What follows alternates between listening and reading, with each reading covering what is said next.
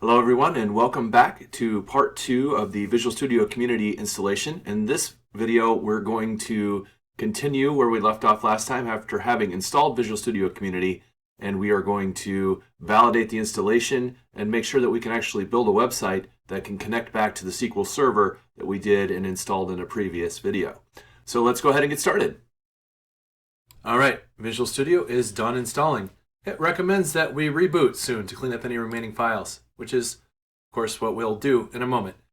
Before we do that, I'm going to go ahead and just hit launch. And again, it'll likely prompt me to log in. I'm going to skip it today, but you'll want to, again, get an email and get signed into your profile within the first 30 days. Otherwise, it'll shut you down.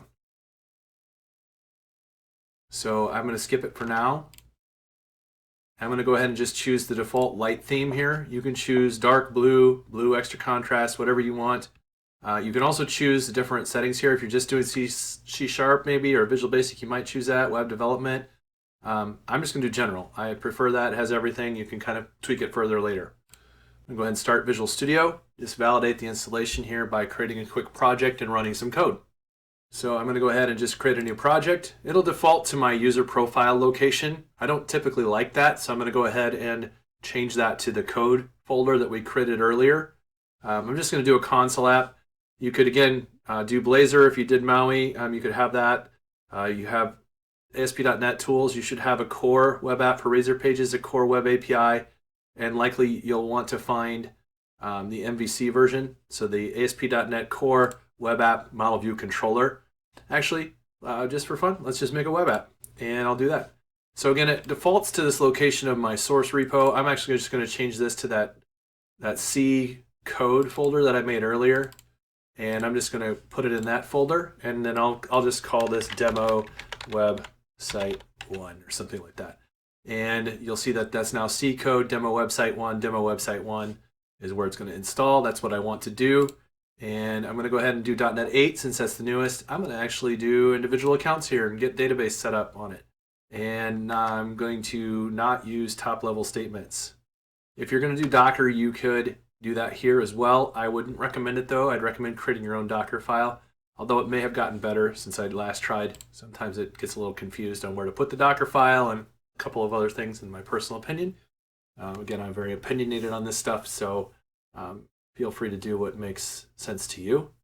Obviously, creating a web app is going to take just a second, but we should have a website up and running here within about 30 seconds. Provided everything works, we've got identity, we have our controller for home, we have our data for the actual database. So you'll note that the data connection string is of course going to point directly to that local DB Microsoft SQL Server by default. So if you want, you can change this to localhost. You don't have to. You've got a local DB as well, so you don't need to do this. But you can also change that. And then I have this very long database name, so I'm just going to change this to, what did I call this thing? Demo website 1 DB. So I'm just going to leave that. I'm going to go ahead and hit F5. And if this is working and Visual Studio is installed, I should now have the ability to create a website and run it here locally. Okay, I do get the warning to do an SSL, so we're going to go ahead and say, yes, I trust the local SSL. I'm going to install that to my cert store and ask it to not ask me again. Hopefully it doesn't keep doing that in a loop. That was weird. There's my website up and running in a browser. And I did not run my migration, so let's go ahead and see if it'll do it for me. It did error out, which is expected actually. I didn't run my migrations. So again, you don't have to do any of this. I'm just going to do this quickly because why not? It takes about 1 minute. So I'm going to open up my Package Manager console here. Tools, NuGet Package Manager console. And under the Package Manager console, I'm just going to say update-database. And we can make this a little bigger so it's easier to see. And we only have the one project, so we shouldn't have any conflict with where the file's living. We also only have one context, so this should run. This should add the identity tables to a database. In fact, if I open up SQL Server Management Studio, okay, so I'm getting a certificate chain issued by authorities not trusted. This is a new thing with .NET 8. The connection string, trusted connection is true. So I need to add this setting for trust server certificate. I think it's just trust server certificate equals true. Let's try that again. If not, I'll look it up quick. I'll pause the video and look it up if I have to. Okay, that was the answer. So now you see we're creating a bunch of tables, and I'm going to go ahead while that's happening, I'll log into my local host, and we should see here a database for demo website 1 DB. Here's my identity tables. There's my users table. So we'll just select top 1,000 rows this time. Much easier. And obviously I don't have any users, so let's go back and run the site. Register Bob again.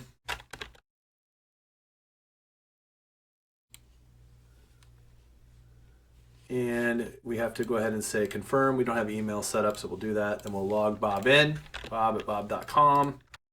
And Bob is in. We see that Bob is here. And if we go look at our table again and run this, we'll see that we have bob@bob.com in our user table. So we have successfully set up Visual Studio on our machine. We are able to do .NET web development, and we're able to integrate with our SQL Server database. So we've kind of rounded the corner towards home on most of our development needs, especially when we're first starting out. Oh, one last thing before I close this video out, just remember to restart your machine and run some Windows updates. I'm interested to see if I have any updates that I need at this point based on the new tools I've installed. And you can see that I do have some updates to install. So you want to make sure to do that often as well, especially now that you've got some new tools in place. So going forward, the next few steps are for more advanced development or specific types of development. So if you don't need those, feel free to drop off at this point. Otherwise, keep with me and we're going to do some more videos on getting some more advanced tools installed after this. Thank you very much. We'll see you next time.